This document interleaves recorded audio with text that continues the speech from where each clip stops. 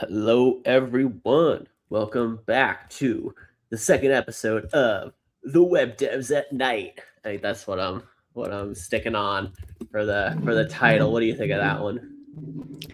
Honestly, it's way too early in the day for me to consider it night, but that's just me. That's just me and my odd schedule. Yeah, it's funny. You and I are kind of on a similar schedule. It sounds like because I'm working the Indian time zone right now, and you're just living that dev life. Yeah, kind of something like that. Yeah, we were messaging each other last night. What, like 4 a.m. or something? Right, yeah. I'm pretty sure I've got like decent amount of sleep between then and now. Um, but yeah. Word. Cool. So Hmm. oh, I got that. Is that consent? It's clerk. Clerk. That's right. Yeah. I was just thinking because he's having launch week this week, so consent was on my brain. I get him back on the Nice. stream, talk about that. But yeah, so today we're gonna have a fun topic. This is going to be me doing my best to give back to the Solid community and try and really make their docs bulletproof, both for humans and for the AIs. So there's this term now, GEO, Generative Engine Optimization, which is like how do you make your thing? Yeah, I know, stupid term, but I've been starting to follow some of these people, and kind of what originally got me onto this train of thought was Joel Hooks, absolute legend. He's the guy who created Egghead, and he has been like really all in on AI. And he created this skill called agent discovery, which will basically audit your whole site to see if it is easily discoverable and searchable for agents specifically. Because you think about it, we're having our agents write all this code for us. Usually it will not necessarily have all of the current versions of whatever framework you're working in its knowledge base. So it needs to reach out to the internet to find content, and it's able to do that. It can kind of, parse HTML and stuff, but that's not really its natural language. It really is much better just if it can just find like a markdown file or something. So kind of the first level is what you and I talked about last time, which is you just need like a copy to markdown button or a view this page as markdown, because then having that link there will be easier for your agents to discover that content. And then from there, it kind of spans out because, like, well, then you think, okay, well, that needs to be on your sitemap. So your sitemap needs to have both your HTML pages and your markdown pages. And then there's like a lot of other things kind of structurally that can go into your site that will make it more optimized for agents. So yeah, what are your thoughts on all that? So far it sounds like it goes through like a bunch of different kind of heuristics or known things, like it has a list of things that it would check. So it would check if it's markdown accessible or not. It would check if there's a sitemap and a few other things, and it would like kind of validate how many of these things your site is doing to be agent friendly. Is that kind of like what this agent optimizer is doing? Yeah. Let's just hop right into it. Sure. So I'm going to share this link real quick. Forgive the infinite scroll, everybody. Here Nice. is what we're going to be looking at right now. So this is actually a new site Joel created called joelclaw.com. I think these are like Nice. blog posts that he's been writing with his like OpenClaw or something.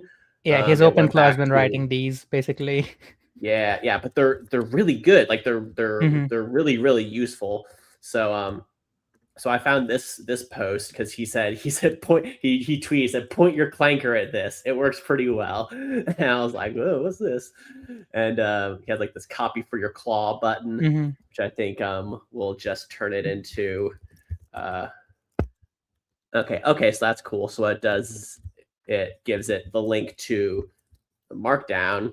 So we see here, this is already kind of what we'll be looking at a little bit. So we've got this agentic AI optimization implementation checklist page. And then if you just add .md to it, you instantly get this. So this, I really like that kind of convention. I think I have, so I'm kind of jumping around a bit here, but so I did this for my site. So all of my blog posts now have a open as Markdown page. So they open it as an index.md. So I might actually change that to make it a little nicer. But I pointed my own blog at this. And then if you do copy, you get a similar thing. It gives you like some metadata at top. They also all ship as JSON. So nice. Yeah, so some of these things are just stuff that, like I said, I pointed my clanker at his blog post and had it do a bunch of stuff. So I also have like my sitemap now points to all of these as well. So yeah, so let me actually. Yeah, we have this on the PowerSync docs where if you put a .md on any of the documentation page, it just gives you a vanilla Markdown version. We don't have it on the Solid docs yet. I think we talked about it at some point, and the idea was that there is a framework that Solid Docs is built. The Solid Docs website is built on top of, called SolidBase, which is a static generator on top, on top of Solid Start. And the idea was that this would this ability to like do things in Markdown, those things would be added as primitives into SolidBase at some point, so that we wouldn't have to do much work on the Solid Doc side. So SolidBase was one of my contenders at the Solid Hack 2024, where I for which I made the Solid event, Solid socket package, stuff like that. There's someone built. This is built by someone, like a couple of people in our community. Okay, this is great. Yeah. I'm really glad that I know this exists now, because I had been kind of going back and forth on like what is the best way to do static sites with Solid Start, because you have your MDMX template, but it didn't quite do it for me. I ended up kind of I've built a custom static site generator now with Bun for my own blog, because I've always wanted to build my own static site generator, but it always seemed like something that would just not be worth the effort. But now, since we just have our AIs write all this crap, I finally started doing this. But now that I know this exists, I might check this out, because this is also why I wanted to have this stream with you. Makes sense. Because I wanted to know what should I actually be looking to upstream that's actually going to be useful. And hey, we got 2 people in the chat. That's awesome. Yo, what we doing today? That's what we're talking about right now. What we're doing today. Hey. So we're gonna be making the Solid Docs AI friendly. We also got friends of the show, Brenly, what's up, in Brenly? here. Hey, Brenly, I actually was gonna shout out a post you made. This is really super duper useful to me, so thank you for writing this. Your things learned migrating to Solid 2.0. because I'm working on a Solid migration skill, and I'm gonna feed this into it as context. So if you ever want to get on the stream, Brenly, I would love to chat with you. I think you and I are like very aligned in what we're trying to do here with Solid. Yeah, Brenly was just on Ryan's stream last week to talk about Solid Start 2.0. Oh, great! Yeah, I need to watch that one. I was sleeping, so I can't usually watch them when they're live. But yeah, that sounds super great. So honestly, I haven't been able to catch like many of Ryan's live streams live in the last few weeks. Yeah. So what is Brenly? Is he on the team, or is he just kind of like a community contributor? He got a fellowship at some point to work on Solid Start, which came out of like Anomaly or like DAX's basically sponsorship for Solid Start. Awesome. I think multiple people got funded to help out with Solid Start, DaVinci, and 2.0. Brenly was one of them, and at the same time, Attila was he was brought on to the core team for Solid Start. So yeah, he's been helping out a ton with like Solid Start work and TanStack Start as well. or like TAN-stack router, solid integration, and all that. So yeah. Dope. Yeah, I'll probably shoot him a DM after this is over, see if he wants to get on the stream sometime. Hell yeah. I mean, he might know more than me when it comes to like Solid 2.0, migrating stuff over, like what writing code looks like for it, Solid Start, and all that stuff. Yeah. Okay, so let's kind of, I wanted to first just kind of go through this blog post. We're not going to just like read it, but I want to just kind of scroll through it a little bit. So he has a couple different skills here. This one, agent discovery, is the one that we'll be drawing from. So the first thing he kind of goes into is like crawl policies. So this is like super duper minutia kind of stuff about like how different bots are going to read your page and whether it's like kind of like a robots.txt. So I'm sure you know about that. Robots.txt is something that Google search engine crawler will look at to decide whether to crawl or not, and then what pages. It will usually use that to find your sitemap. So if I went to ajcwebdev.com, robots.txt, you'll see here, I have a bunch of crap here because I pointed his skill at this. So I've got my normal sitemap, and there's also a sitemap now in Markdown. Really, a whole bunch of this is basically just making everything available in Markdown files. That's like a huge portion of this. And then now, because of the beauty of standardization, every single one of these has their own bots now. So you have your Perplexity bot, and your Cohere bot, and your OpenAI bot, your Meta bot. So all of these, I guess, need their own user agents so they can learn how to crawl your site. But for the most part, they're going to be looking at your sitemap. So your sitemap now, I have all of these links. So this is kind of like LLMs.txt in the sense that it's just like a searchable kind of map of my whole site. Normally, you would see this in XML variations like so. Yeah. So I think really the bots should be able to read XML and Markdown pretty much just as well, but for some reason they just seem to really like Markdown. So that was kind of the first thing it has you do, is it make sure your robots.txt has all of this stuff in it. So that's what this first kind of section is for, shipping an explicit crawl policy.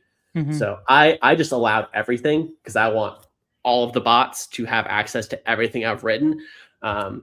Obviously, some people want no bots to train on anything they've written, and that's fine. That's their decision to make, and this is where they could explicitly forbid all of the bots from reading their site. I think this is giving me an interesting feeling where it almost reminds me of a tool like Lighthouse that can, like, you point it to a URL and it does a bunch of audits. But this instead of like writing all the code to do that, you've just he has just written like a blog post that describes what to do, and you just point your agent to it and it goes and does it instead. Totally. Yeah, and we'll look at the actual skill itself too, because the skill basically takes this blog post and puts it into a format where your agent can just kind of run it. So then we have this put critical, and yeah, what you're saying about Lighthouse is really interesting, because right now Lighthouse, it looks for performance issues and also accessibility issues and SEO issues, but just the nature of the tool and how long it's been around, it doesn't have a way to just say, is this AI optimized, which is where this blog post and skill kind of fills in those gaps.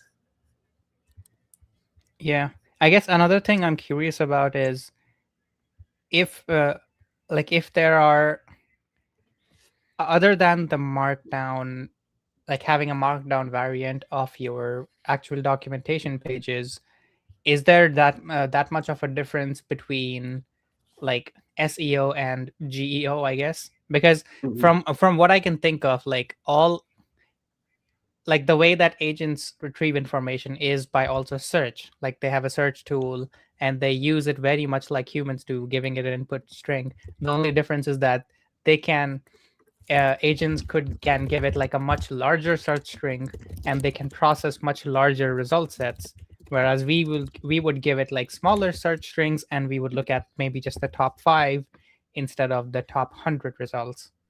But like fundamentally, it's still search. So what exactly is the difference between SEO and GEO other than have a markdown variation of the site? Yeah, I would definitely say that it is going to more overlap than diverge, because at the end of the day, and this is what every expert in this area will always say, is that the most important thing is that you actually write useful content. Like people actually want to land on it and have it like give them the information that they were searching for. So I think that that is still going to be the case even for the agents. Yeah, in terms of the actual differences, we'll probably get more into that as we keep going through this blog post. But I think you're hitting on something important, which is that there's not really that big of a difference. Okay. We got another person, Kizzy Gamer 6895. Nice. Thanks for joining. We got a bit of a crowd today. That's nice. I guess one thing that I just did think of is that you could maybe test or like maybe do some quick evals for what if you do show up, like not optimizing for like do you show up in the search results or not, but trying to verify that if I ask an agent this question, it goes out and searches a bunch of information, and is it able to give me the right information and look at the right resource. If it's not, then we need to keep tweaking things until it's able to find that resource and extract the information from it correctly, while also having all the other search results in its context. So maybe like SEO is more about, can search engines point to your content in the vast web of the net, like internet content? And maybe like optimizing for agents is more like, if you dump a bunch of search results in the context of an LLM and ask it the specific question for like a single page, can it find that? I know this is like a bit more trying to like theoretically categorize things, which is something like my brain just cannot resist doing sometimes. It's almost annoying, but yeah. No, you're hitting on something really, really important, which is the evals. Like, how do you actually test to see whether your AIs are performing better or not? I just made a note actually that when we get back here, so for the viewers, we're planning on making this a bi-weekly stream. So every 2 weeks, same time, Mondays, 7:30 Central Time, we'll be doing some streams, and evals would be a really good thing to do, because I would like to run some evals on the Solid Docs before I push up a PR, so that we can see, is this actually improving things or not. I'm mostly going off of trusting Joel that he has done the work to actually validate what he is telling us to do here. But it would be good for us to do some kind of downstream verification ourselves. Yeah, and yeah, knowing Joel, he knows his stuff very well. Yeah, he's one of the people I honestly respect the most of anyone in the tech scene. And so let's keep going into this blog post here. So this is a good example of what I was saying in terms of GEO is going to be the same as SEO. So it says you're here, not sharing your page. screen. Oh, thank you. Cool. So we've got rewrite pages into extractable fragments. So this is make sure that your title, meta description, H1 are all focusing on the same kind of thing. The page is broken up into sections with descriptive H2 and H3 headings. So all of this is the type of advice you would have gotten just for basic SEO.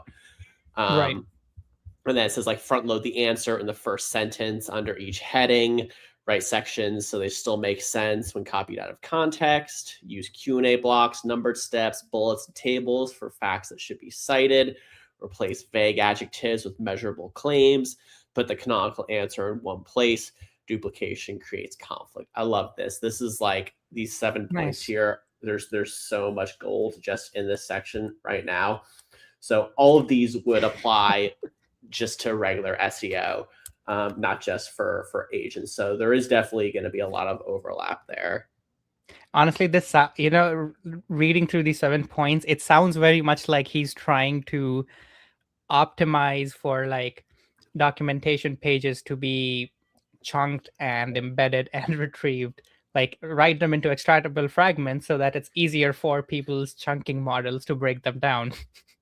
Yeah, and like you said, I think his open claw is what was writing a lot of these blog posts. So it's almost like the bots themselves are making their own preferences known to us through these types of posts.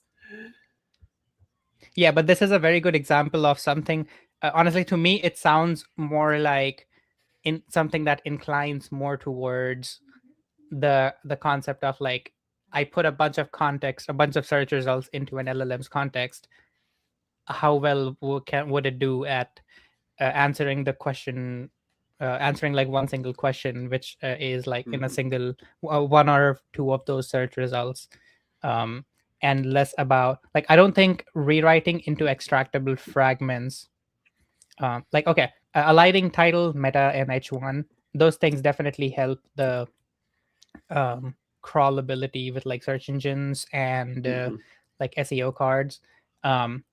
But yeah, like break each page into headings, front load the answer. These a lot of these sound like okay, that's going to help the LLM reading your page better understand what it's about. Yeah, definitely. Okay, this is really nice. Cool. So let's move on here. So, do you know what JSON-LD is?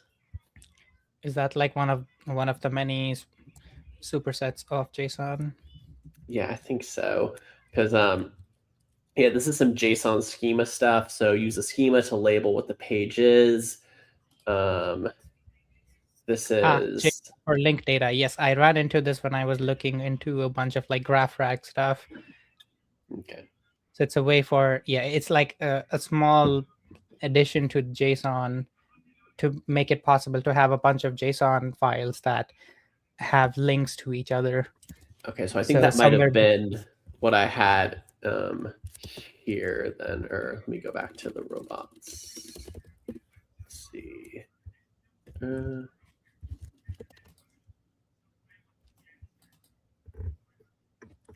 Oh, but this one is actually compatible with standard JSON. So it's not like JSON C, where if you remove the C, then it breaks the parsers.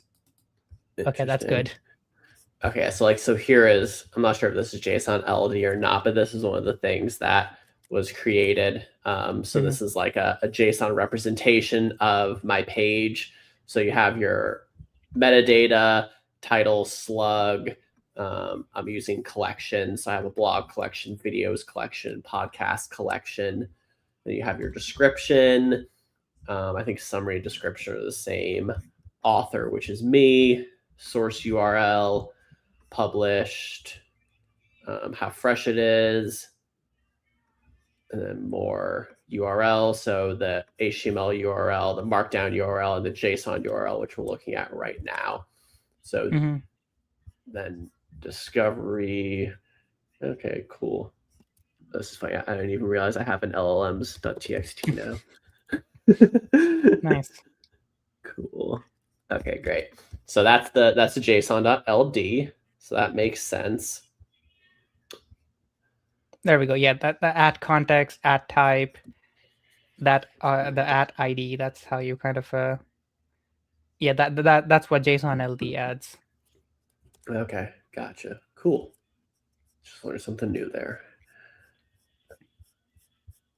Nice. Okay. Now we got some accessibility stuff.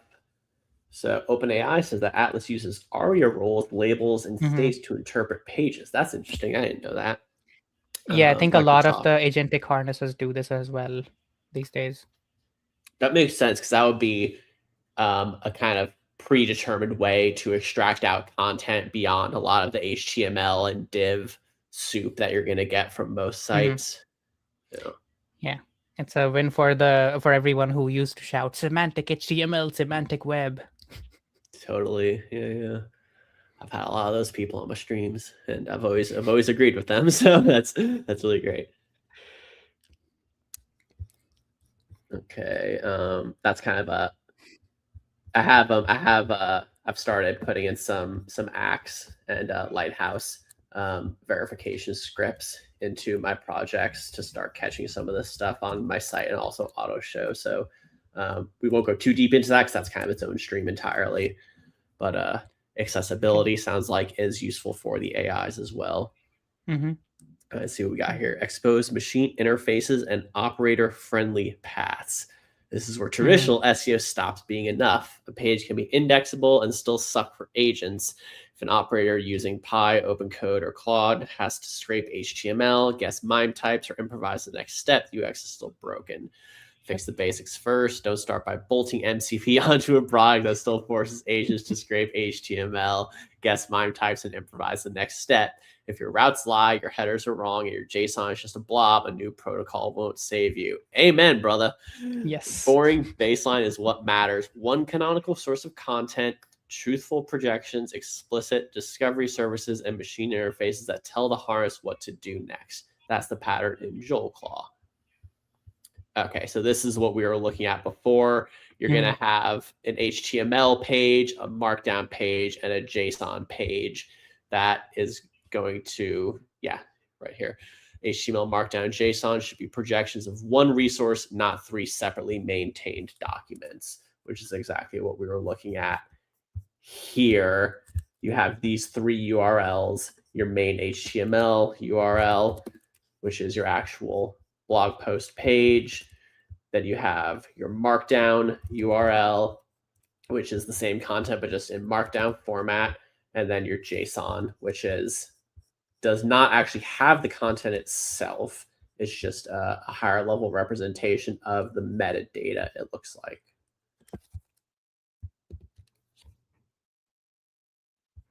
So cheap discovery services beat guesswork. Robots.txt advertises both the sitemap XML and the sitemap.md. So we saw that on my robots.txt. We have both of those right here. And then sitemap.md lists human URLs, feeds, architecture decision records, ADRs. I learned that at my job that I'm doing right now. We have a whole section of ADRs and Markdown twins.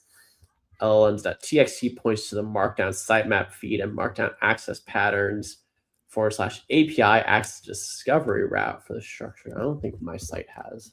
Pretty sure I don't have an API. Okay, so the API routes to index.json, which is basically like documentation for the API itself. I mean, it looks like it's basically just another sitemap, actually. But it's so it gives each blog, it gives each page, so blogs, videos, podcasts. Like I said, I have these 3 different collections, and then it gives the chapters, or not the chapters, the headers for each. Okay. So it gives you almost everything except the content itself. That makes sense. Yeah, and this is obviously going to be a massive page because I have like 500 pages now on my site. I've finally got all of my podcasts and videos I've ever done with full transcripts on my site. So my blog like 50x'd over the course of the last couple of weeks. Lovely. All right, cool. I feel like the next thing I want to give my coding agents is this ability to like call a single tool and get a very detailed map of my entire code base instead of it having to like go and grep around a bunch of things, because almost every time it's going to go and look at a bunch of different files anyways to kind of figure out how things fit with each other. So maybe like a single tool that can go through all my files, all my import statements, and just dump that entire context, like everything but the actual code, like all the files, where they are located, and what other files they import from, what symbols they import and what symbols they export. I feel like that might be a useful thing to just dump into the agent context every beginning. Like so kind of like a metadata enhanced tree command. Yeah. Yeah. Yeah, no, totally. That would be super useful. And I imagine the harnesses probably have a way to do that in a kind of bespoke way already, but having a standard way to do that would be super useful. Possibly, yeah. I think most of some harnesses just tend to rely on embeddings to like I know Cursor does code base indexing through embeddings and then gives gives the agent the searchability. I feel like this might be like just knowing how the different files import like link with each other, import and export from each other might be more helpful than like semantic search over the code base. Mm-hmm. Or I guess Okay, they both will be differently useful. Yeah, totally. So these last couple sections here are just kind of how to test and measure and check for regressions. And then it also says, like, if you sell products, make your checkout agent ready so your agents can buy shit. I guess that makes sense. And then checkout pages agents ready. Is that like with agents controlling a browser to do the checkout, or? I would assume so. Or at least maybe get all the way up to the point where a user would just have to click checkout. Like, you could fill in the products it wants to buy and maybe even like your credit card and stuff like that. But then the human has to click it at the end. I'm not entirely sure. This everything but the not, security code. Yeah, this obviously would not apply to my site or SolidJS's doc. So I mean, maybe to the merch store. Oh, there's a Solid merch store? Yeah. You have a Got Signals. That's right, the Solid store. We've talked about this before. You know, I don't have any stickers on my laptop, so I could use Got Signals. I should get one of those too. $26 for a t-shirt. It's a really nice t-shirt. Okay. The letters won't fade in 2 months. No, I've had it for like a little over a year now. Okay, let's move on over to what I've generated here. So actually, hold on, let me pull up the skill itself. So you've already run these against the Solid Docs repo, right? Yeah, I want to first show what the skill itself was that I ran. Makes sense. So we have that context. So let me pull. Also, another thing I found interesting about this blog post is that it's almost using skills as like how we might use a library, where like here's a set of instructions for this one thing. I'm not going to dump all of this in this blog post. You can go and read that. So it's like using skills as this reusable instructions, not for agents, but for like other pieces of content. Right. Yeah. No, I've been really interested in the skills. I think it's just like the right abstraction level for what we're trying to do here. So I've been glad to see people putting out stuff like this. Like, this is a skill that like I used and got a ton of value out of, just like from the very first time I ran it. So this is all just in a Markdown file. It's called Agent Discovery. And this is, as he said in the blog post, there's a couple of these that will do some different stuff. And then the Agent Discovery one kind of pulls all that into just a single skill. So if you want to just run one skill that's going to give you essentially everything you need to know, that'll have it. So it's saying here, this is not just about reducing it to AI SEO. It's about making a page be able to be crawled, cited, parsed, navigated, and actioned by an agent harness. And it's kind of going to go into a lot of the things that we already talked about.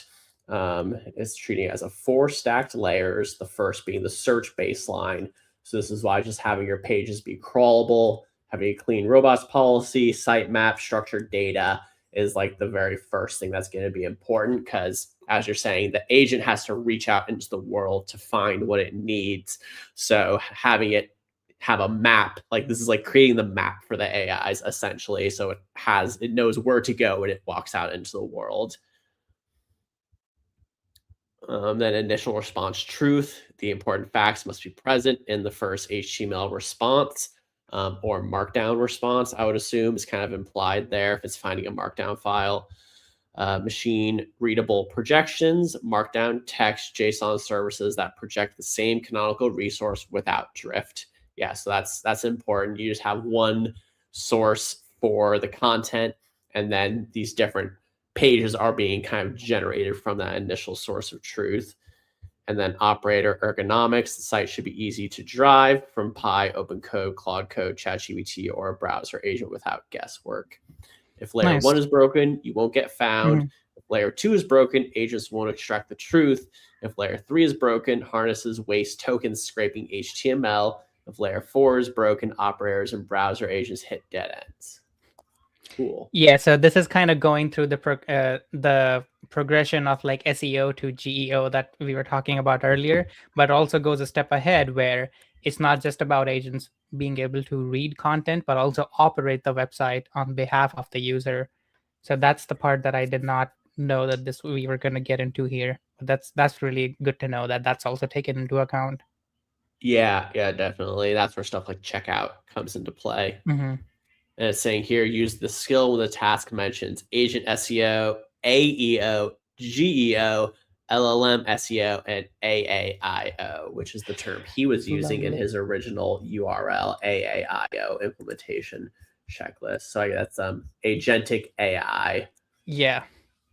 So that it's not just like the read path, it's also the right operator path. So yeah, agentic AI makes more sense. Yeah. This is cool. This skill is actually it's like its own blog post in itself. I like how this is being ordered. So it says do the boring SEO work first. So that's start with your robots.txt, your sitemap, titles, descriptions, headers, JSON-LD, author, date, source, pages being refreshed. Then initial HTML is the truth surface, one resource, multiple truth. LLMs.txt is a hint service, not a ranking hack. Interesting. Agents.md beats hopping skills trigger for True. coding agent services. Persistent repo context matters more than wishful tool invocation. Okay, here it gets to evals. Vercel's evals are useful here. Skills alone underperform for general framework guidance. Explicit instructions improved triggering, but wording was fragile. Compressed agents.md / repo instruction context 1 for broad always on guidance. So does that match with what your experience is? It not necessarily my experience, but I understand what the point is here. It's like agents.md is the thing that will always be loaded. So if there are certain instructions that you kind of always expect the agent to know, then agents.md is the right place to put it anyways. So it's like if you put something in a skill and you're expecting the agent to always reach out for that information, then maybe it never belonged in the skill in the first place. Right. So you should put it in the agents.md. But then there's also like skills have front matter, which is always loaded. So if you need some information that's always supposed to be in the agent's context, you can also just move it to the skills description field, which we know needs to be and for people who may not be up on skills, we see here at the top, each skill will have a name, which is how it's invoked with your / command, and then a description of what it is, and then this is the part. This whole thing actually is loaded each time along with your agents.md. I think actually the name and the description are the only, according to the spec, those are the only two fields that are required to be loaded, but the harness might decide to load the other ones as well. Right. Yeah, no, you're right. Actually, I wrote a blog post about this, so I know for sure you were right. That was a section in the blog post. The name and the name and description, those are the things that apply across all. Yeah, so we see here actually, that's why these 4 are highlighted here. Attribute display name is not supported in a skills file. These are what are actually supported. Right, but which is fine. This is Markdown front matter. It's not going to break anything if you have extra fields there. But yeah, my point was that if I think I've read this. I don't know if it was a blog post or a video, like a conference talk where the Vercel talked about this. But to me, it was weird that, like I mentioned earlier, if you put something in a skill, or if you have some information that you expect the agent to always have, then it was a bad idea to put it in the skill anyways. That should be in AGENTS.md. And Yeah. if you're writing a skill and your concern is that there's the agent might not reach out for the skill when it needs to, that just means you don't have a good enough skill description, because that's how you actually optimize that. The standard itself has given you a place to do that, but you're choosing to ignore it and completely like discard the idea of writing a skill in favor of like putting things in AGENTS.md. So it's like I guess it's like a tough or like it's not, it's like a, I don't know, it's not a very clean situation where like put this in AGENTS.md, put this in description, put this in the skill.md. We are still figuring these things out, and it's going to be a while. Yeah, I will say this is probably the thing I dislike most about skills. And I, for the most part, prefer to invoke a skill manually myself when I want to use it. I don't really like having the agents just randomly decide to use a skill when it thinks it's relevant to a certain task. So every now and then I'll see it pull up a skill that I'm like, oh no, that's actually not what you want. That's gonna like, because I have a ton of skills now that do all sorts of different crap, and they're not necessarily correct for every context. So there'll be times when I'm doing one thing and it'll pull up a skill and I'm like, no, actually, so this has been in the back of my mind. It's like a thing I want to do is like turn that off so that it doesn't actually pull in skills unless I specifically tell it to. I deleted all my agents.md files. I kind of saw the vibes were turning against the agents.md files. I feel like to me, I think what you really want is you want your code base to be consistent enough that the agent will just know the correct thing to do just by looking at the code. I think that is actually where all this is going. Is that if you have a really messy code base, you're relying on your agents.md as a hack to make it do the correct thing, when really it should be able to infer the right thing from the code itself. Correct. Yeah. And also the code itself will always be the most up-to-date and most accurate piece of information. A markdown file that you need to manually update after code changes is always going to lag behind. Even if you like do your best to put a bunch of automations and like hooks, cursor hooks and open code hooks in place to make sure they always get updated, there's always like it's like the distributed systems problem where it's going to get out of sync. That's the only thing that we can guarantee. And also like at that point, it's not even gonna it's gonna confuse the agent even more rather than helping it. Yep, totally. Okay, just the last couple things here. We already covered this in the blog post. Accessibility is agent UX. So, and then operator UX matters too. This is what you've been talking about. An operator using an agent harness should not need to reverse engineer your product. You should have stable, guessable URLs, obvious markdown twins, so on and so forth. And I don't have many opinions on the operator stuff because I honestly like, outside of locally testing the things that I've built, I have not like reliably gotten to get my agents to like browse things and find information or like operate websites on my behalf. That just doesn't sound something that's very reliable to me right now. And in my little experience, hasn't been reliable, so I haven't done it yet. But I think there's like still a massive use case for it. Yeah, I'm the same way. To me, I don't feel comfortable having my agent do anything outside of the bounds of code. Yeah, definitely. Like I would much rather have it just like write a playwright script for whatever it thinks it wants to do. And even if I don't like, even if I'm not gonna review the whole thing that it has written, it's still going to give me a bit more confidence that, and it also doesn't mean that the LLM is sitting there sending one command to the browser, waiting for the response, thinking, and then sending one more command, thinking, sending one more command, which is extremely inefficient.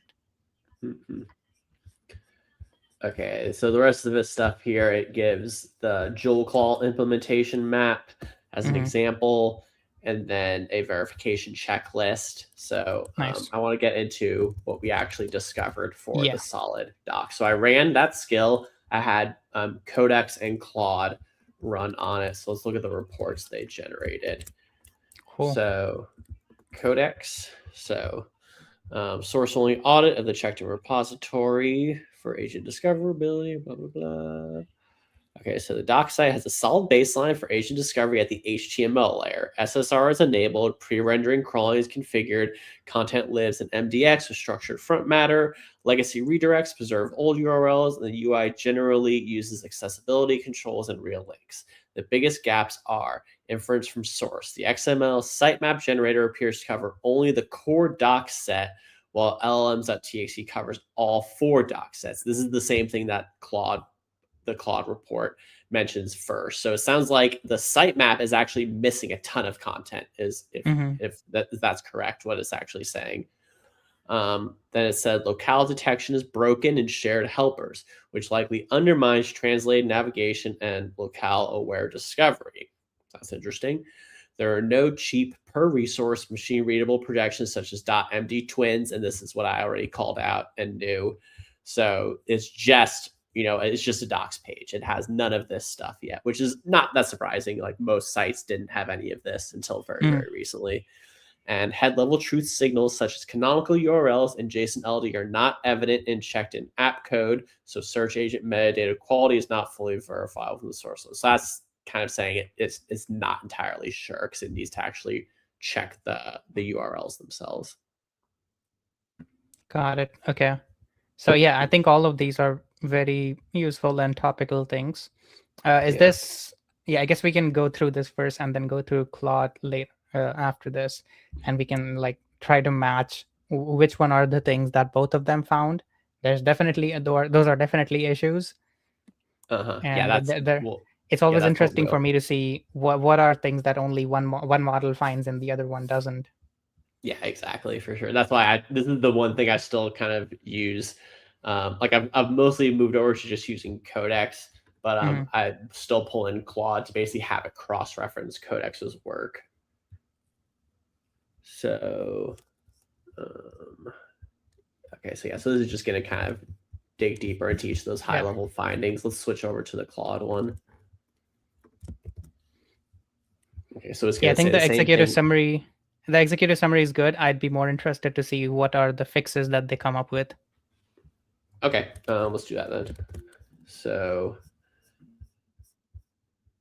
that's actually, so I had to actually write a plan to fix the stuff. So let's look at that. So it's 4-phase plan, locale integrity, and agent discoverability.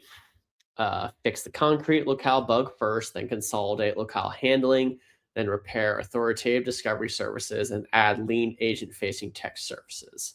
Success criteria will be localized navigation works correctly, sitemap.xml accurately covers all published docs across all 4 projects, index pages emit explicit head metadata, and agents can fetch cheap per page text projection without scraping full HTML.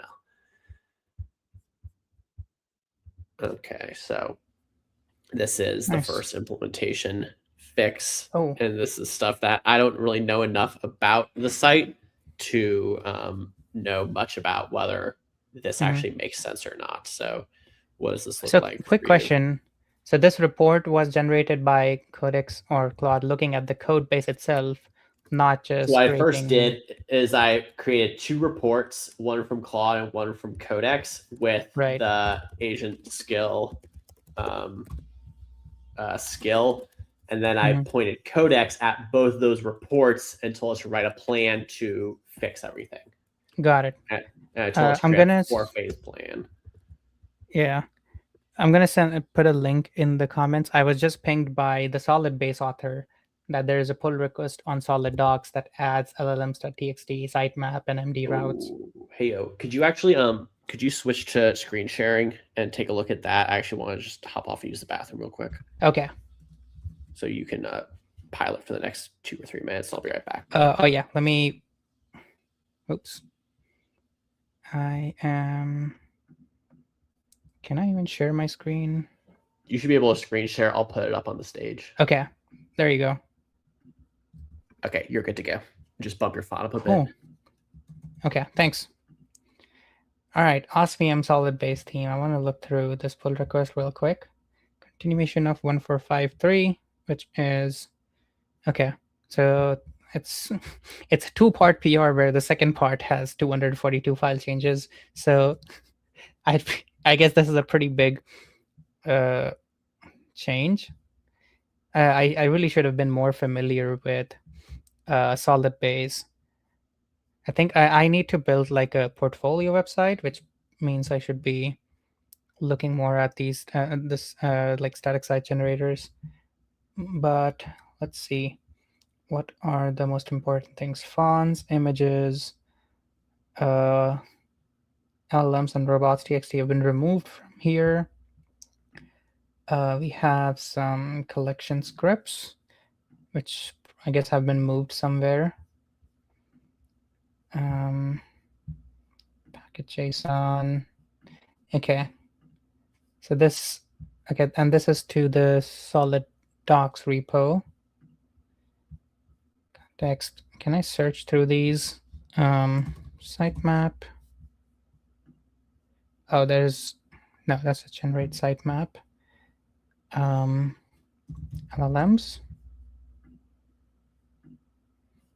Okay, so these have been okay. So these were, I guess, handwritten LLMs.txt or files that have been now removed. Interesting.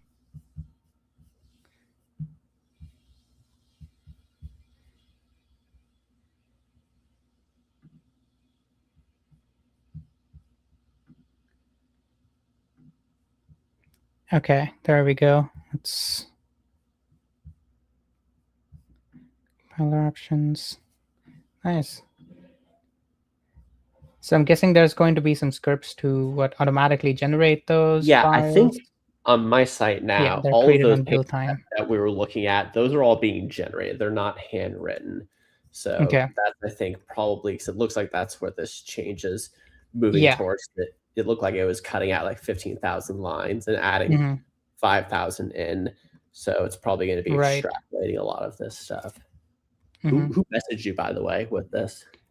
This is Jerome, the author of Solid Base, and also Cobalt, which is like the Solid's kind of like version of Radix UI. So he's done a lot of like ecosystem work. Cool. I'd love to get him on the stream too. Definitely. There is a preview deploy link. So let me quickly check that. Okay. So these are, let's see if I can add an MD. There we go. So we have .md that works. Hell yeah. Okay, so they're ahead of the game. I'm glad we're seeing this. This is the type of stuff that I was going to be looking to merge in. So it looks like they're already on top of it. And this is our LLMs.txt. Advanced concepts, control flow, deployment, quick start. Okay. And this has also has solid router. I'm going to want to pull this down then and rerun that agent discovery on this.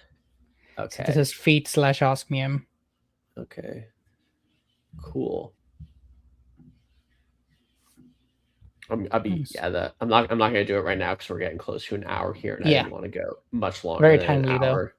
Yes, that's perfect. So really glad we saw that. I'll be curious if it still flags issues with the sitemap on that. So I'll be probably the first thing I'll look at. But I think it's still like a helpful exercise to go through these the specific issues that that like anyone who's building a site that wants it to be more LLM friendly should be looking at. And it's also very helpful to like see if static site generators like Solid Base can absorb more of this complexity of like taking your raw Markdown content and some front matter and doing as much of this work as much as possible automatically so that you don't even have to think about it, which is kind of like how a lot of SEO and like web complexity things have been slowly absorbed by frameworks. I'm hoping that this is also something that eventually gets absorbed into frameworks where they do the job of adding all of this, and all we have to do is to like write our components and write our Markdown content. Yeah, definitely. Because I've got a shitload of code in my current bun static site generator thing that's doing all sorts of stuff that I have very little understanding of. So that's good to know that there's a framework out there that's looking at this kind of stuff.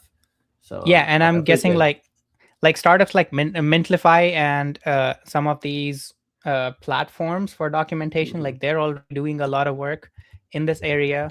I'm guessing stuff like Astra Starlight, or I know like every kind of major framework has one of these. Like Next has Nextra, Nuxt has some of these, like WheatPress, Gitbook. There's a bunch of like these open source kind of platforms for documentation. Yeah, I've used them all. And then look at this. This is actually the most recent blog post on Mintlify. Almost half your doc traffic is AI. Time to understand the agent experience. So this is a whole post literally about what we were just talking about. And this was written back in February. So Mintlify is also thinking of this too. Yeah. Honestly, the thing that I spend more of my time thinking about is how like agent traffic is going to affect the sites that kind of rely on ads, like actually human traffic to drive ad revenue. For sure. Yeah, it's gonna rewrite a major portion of the American economy. Yeah, like a lot of these sites have kind of already been overloading their pages with ads over time. Wikipedia has famously added bigger and bigger banners every other year for like, hey, we are running out of money, please donate. Yeah, we need more money to write our propaganda. Yeah, I think like this is almost certainly going to break some of those. Like I go on fandom, like some random fandom.com sites every now and then for like looking at game, like game lore or like comic lore, movie lore, and they just get worse with ads every time I visit them. This has been always the joke about, like recipe sites as well. There's just like 90 million ads on them. Yeah, no, the average web browsing experience is just absolute trash for so many sites, especially on mobile. Like you'll get 3 ads will pop up all at once. Yeah. And then you have to find the really difficultly placed X button for each of them that are specifically created. So it's really hard to click. And they are invisible for the first 5 seconds.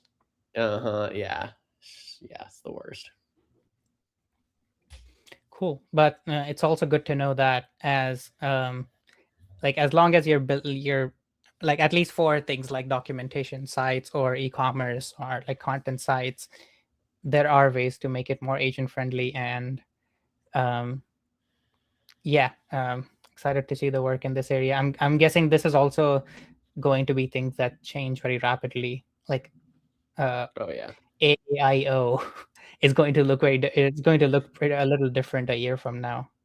Yeah, I just hope the first thing they do is standardize on a agent in robots.txt, so I don't need 10 different things added to my robots.txt for each individual agent. Cool. So I guess like the what we were hoping to accomplish this live stream has already has a draft PR sitting. So what do we want to do now? No, this is great. I think we learned a lot and we kind of covered all of the topics. What I'll want to do is, before our next stream, is run the same skill on that pull request so we can kind of see what it looks like now that a lot of these have been fixed, and we'll probably get more into the nitty gritties. And then I'm going to try and think about some sort of evals that I can create as well, to see what is going on. And we should reach out to some of these people to see if we can get them next time we stream, because just having someone from the Solid Base team would be really nice to chat with them directly about kind of what they were thinking about when they created this PR and what they're optimizing for. Nice. Yeah. If Jerome, if you're still watching, hit us up if you like to be on stream.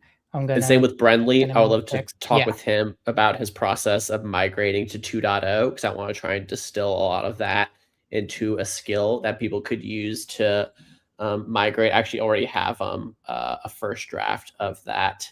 nice. So yeah, so that's what we can talk about when we get back on in 2 weeks. So yeah, it's gonna be 4:20 when we stream. So don't get too high, Dev. I'll do my best. Awesome, man. I think isn't it gonna be like in the middle of React Miami? I'm not gonna be. No, okay, it's before React Miami. Oh man, I wish I could go to React Miami. That shit was so fun. Had such great Yeah, time at React Miami. definitely. I'm also not gonna go this year, but maybe next one. Let's do it. Cool. Sweet. Oh yeah. Well, we can wrap it up here. Thank you everyone who was watching. Really appreciate it. Thank you everyone who was sending links and stuff to Dev to make sure that we're on the latest and the newest.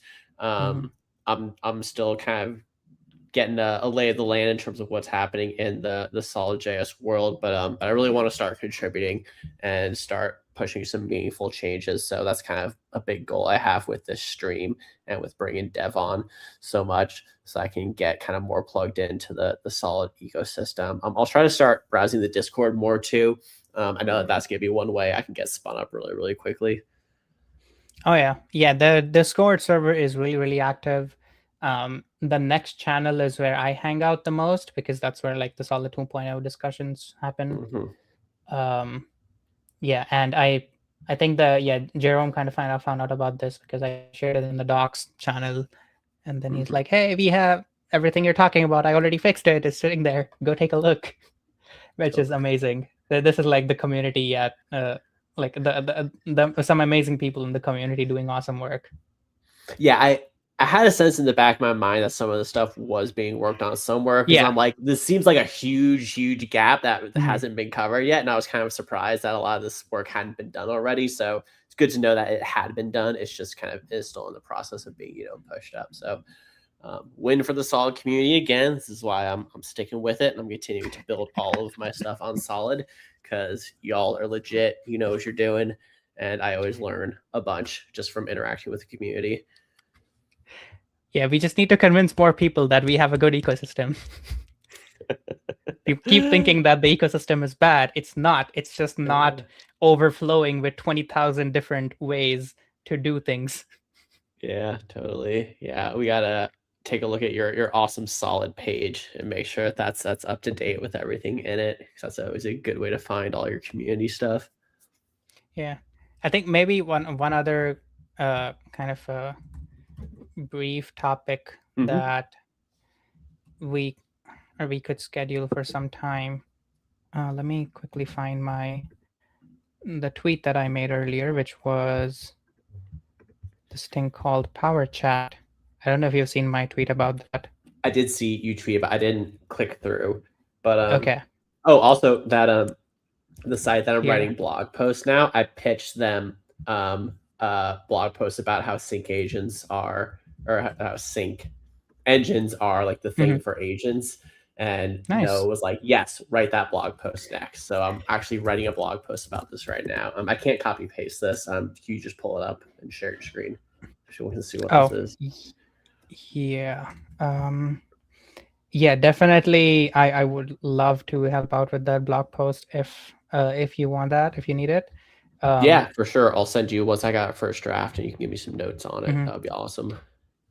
Yeah, so I have been kind of trying to build this like actually a multiplayer AI app because I'm really sad that every single AI app is like single user, single player. Oh, so this is so two people can be in a chat at once? Yes, so this is basically like Slack or Discord. Cool. Yeah, so I mean, I have two tabs open here. They're both different users.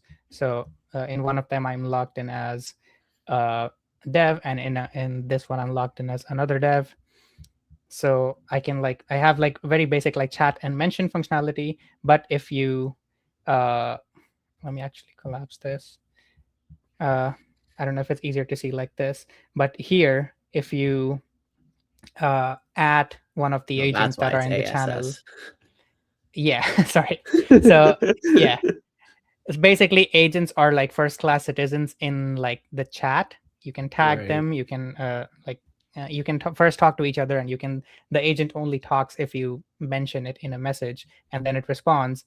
And as you'll see in both of the tabs, it'll stream the response back, which is like, I don't think there's very few AI apps that will be able to do this, where you Sure. have the Yeah. same conversation open in two tabs, two different devices, and you get streaming responses in both. But the crazy thing is that this like PowerSync makes it ridiculously easy to build something like this. Whereas if you wanted to do this without a sync engine, you would be in for a world of pain. Yeah, no, that's cool. I might actually even pull that in as like an example app in the blog post. It's all open source. I mean, the code itself, yeah, and Yeah. it's like it's not super complicated. So it's solid start, neon, Great. PowerSync, master for Okay. the AI stuff, and I'm going to be adding more Okay. features to it at some point. No, that's very cool. Let's carve out some time for the next stream to dig into that code base. And our topic backlog is growing very quickly. We might have to switch to weekly. Yeah, no, we'll see. I need my beauty sleep, Dev. Of course. Did you see he started his own podcast? Yeah, no, this is the good format for us. We get to churn through a lot of stuff. So, anything else before we wrap it up? No, I'm yeah, check out Power Chat, check out Auto Show. Yeah, we should have some auto show stuff I can demo next time we're on as well. So we'll Nice. do a little bit of demoing and then kind of pick back up with some of the stock work. And yeah, we'll kind of just make that the flow, show stuff we're working on and pick kind of a bigger topic to get into. Next time I'll probably want to do also a longer stream, maybe more like an hour and a half or so. Cool. All right. Thank you everyone for watching. Hope to see you in 2 weeks. And we will catch you next time.